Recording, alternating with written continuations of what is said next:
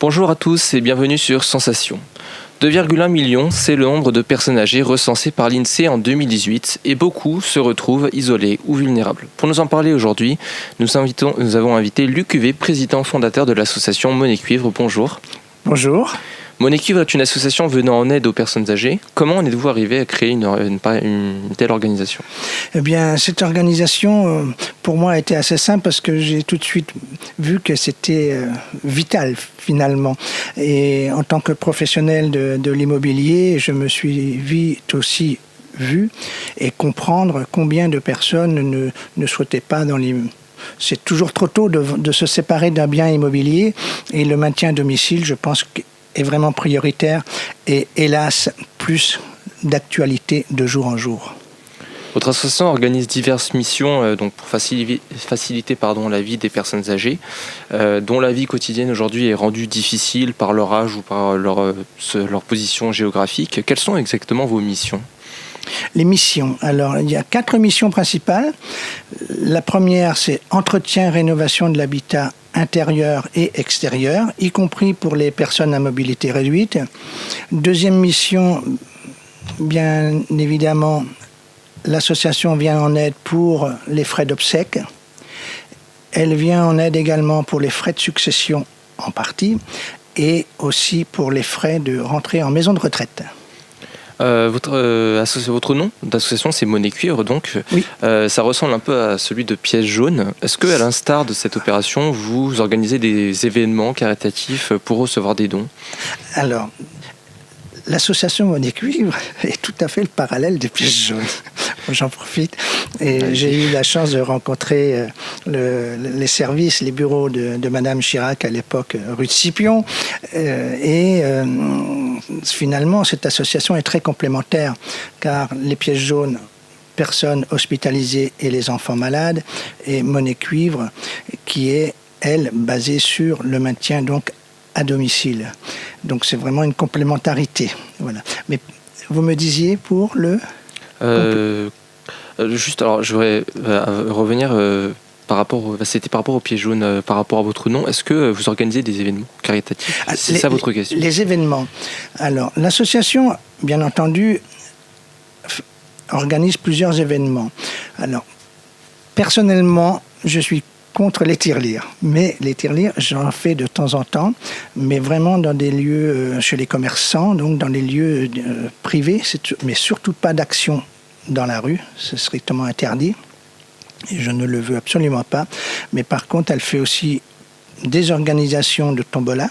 Donc, il y a les dons possibles via une passerelle Hello Asso sur le site internet. Donc là, c'est des liaisons complètement sécurisées.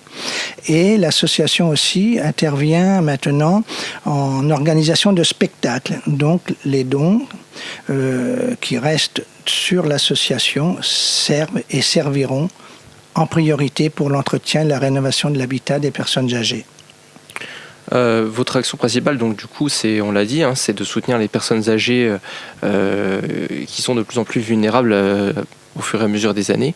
Quelles sont les difficultés que vous rencontrez au quotidien ? Il n'y a pas réellement de difficultés, si ce n'est que de nombreuses demandes et de plus en plus vraiment d'appels pour venir en aide à ces personnes âgées. Et pour moi, c'est une grande difficulté parce que c'est vraiment important d'avoir de nombreux appels et à aujourd'hui de ne pas évidemment satisfaire un nombre important. L'INSEE a aujourd'hui prévu qu'il y aurait une grande augmentation des personnes âgées dans le futur avec, je crois que c'est 30%, j'ai plus exactement les chiffres. Est-ce que le fait qu'aujourd'hui la société tend à vieillir, est-ce que vous avez ça impacte vos activités ? Est-ce que vous avez constaté une augmentation de votre activité ? Absolument. Et le phénomène est tel que tout le monde, bien entendu, le sait. Beaucoup de nos élus ont appréhendé déjà ce sujet. Mais il faut savoir qu'en 2060, donc c'est loin, mais c'est très proche. Et là, il y aura un grand nombre beaucoup plus important sur les personnes âgées que sur la moyenne nationale. C'est énorme. Il y aura à peu près 5 400 000 personnes en 2060 âgées de plus de 75 ans. Donc c'est énorme. Il faut vraiment venir en aide à ces personnes-là. Et actuellement, je dirais qu'on frôle à peine les 2 millions de personnes. Justement, alors je voudrais revenir rapidement sur les pieds jaunes ou même des événements comme le Téléthon. Est-ce que vous trouvez que vous ne trouvez pas finalement qu'il y a beaucoup d'engouement autour de ces événements-là? Est-ce que vous ne regrettez pas un peu qu'il n'y ait peut-être pas assez de lumière portée sur le cas des personnes âgées en France? Actuellement, il n'y a pas assez de lumière. Et je pense que peut-être aussi cette période que nous traversons tous va peut-être avoir un effet déclencheur, mais il faut vite se rapprocher des personnes âgées, combien malheureusement démunies. Et ce sera de plus en plus. Vieillir en ville, c'est pas la même chose que vieillir à la campagne. Vous avez constaté des différences en fonction de l'endroit où vivent les personnes que vous soutenez? Le besoin est complètement différent, bien entendu. Quand vous me posez la question sur la campagne, que je connais parce que je réside dans la campagne normande, et comment dirais-je, le besoin est différent et semble beaucoup plus accentué par le manque de moyens de la personne la plus démunie. Mais vous savez, dans les arrondissements, y compris dans un arrondissement que je connais bien, là où est rattachée l'association Voix des Cuivres, pour ne pas le citer, Paris 8e, il y a des personnes qui sont dans le besoin également. Avoir du patrimoine, c'est quelque chose d'important, mais c'est pas pour autant que les gens n'ont pas de difficultés. Est-ce que vous pensez, est-ce que ça vous est déjà arrivé de rencontrer des gens qui vivent justement dans les villes, qui sont en théorie censés être proches de tout, mais qui sont finalement très isolés? Oui, et quelquefois, des personnes qui habitent même l'immeuble ne se rendent pas compte qu'il y a une personne isolée au-dessus de leur tête. Comment vous faites dans ces cas-là, pour intervenir ou... L'association travaille beaucoup par les municipalités. Donc les dossiers, bien entendu, on a des appels réguliers de personnes indépendantes, mais il y a une sécurité malgré tout dans le bon déroulement de l'étude des dossiers. Et très souvent, on a les études de dossiers vulnérables par les municipalités. Et c'est sécurisant parce que... Vous travaillez un peu en relation avec le gouvernement ou avec les... Non, mairies, les municipalités. Oui.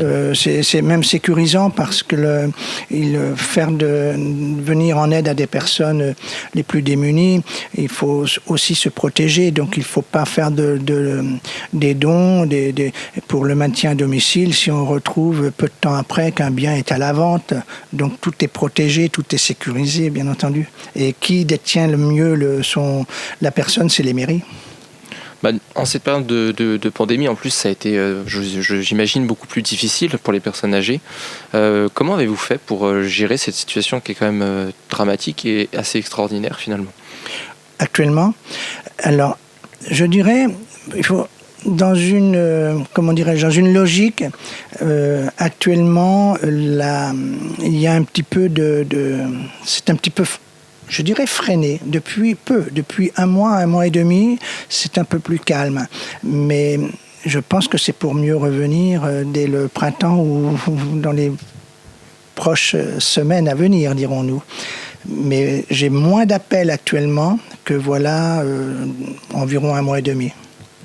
Je le disais tout à l'heure, la population des plus de 75 ans va drastiquement augmenter dans les années à venir. Est-ce que ça représente une crainte pour vous ? Non, mais comme je le dis très souvent, il n'y aura jamais assez de générosité pour nos personnes âgées. Donc il faut participer, voilà. Mais il n'y en aura jamais assez, de toute façon. Que ce soit maintenant ou dans 5 ans ou dans 10 ans, il y aura toujours besoin. Puis il faut les aider. Oui. Le vieillissement de la population française dans les années à venir, ça va devenir un enjeu national.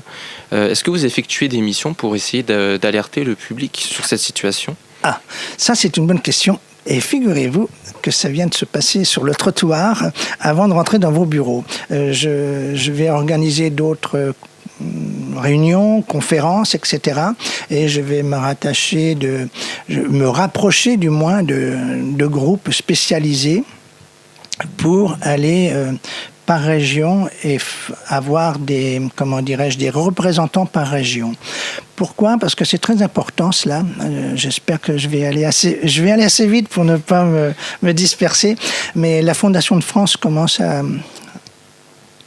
à surveiller un petit peu l'association, ce qui est bien. Le service des personnes âgées, donc à la Fondation de France, me connaissent très bien maintenant. Et on envisage donc par région, sur leur conseil, de faire donc des regroupements, d'avoir des représentants par région. D'où, en 2020, j'ai fait la Haute et Basse Normandie. Et maintenant, je vais aller vers d'autres régions. Tout à fait.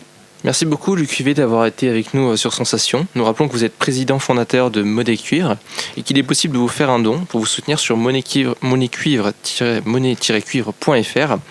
Merci aux équipes techniques de l'ISCPA Paris, l'Institut supérieur des médias de Paris. Vous pouvez retrouver cette émission en podcast audio et vidéo sur notre site et notre application Radio Sensation.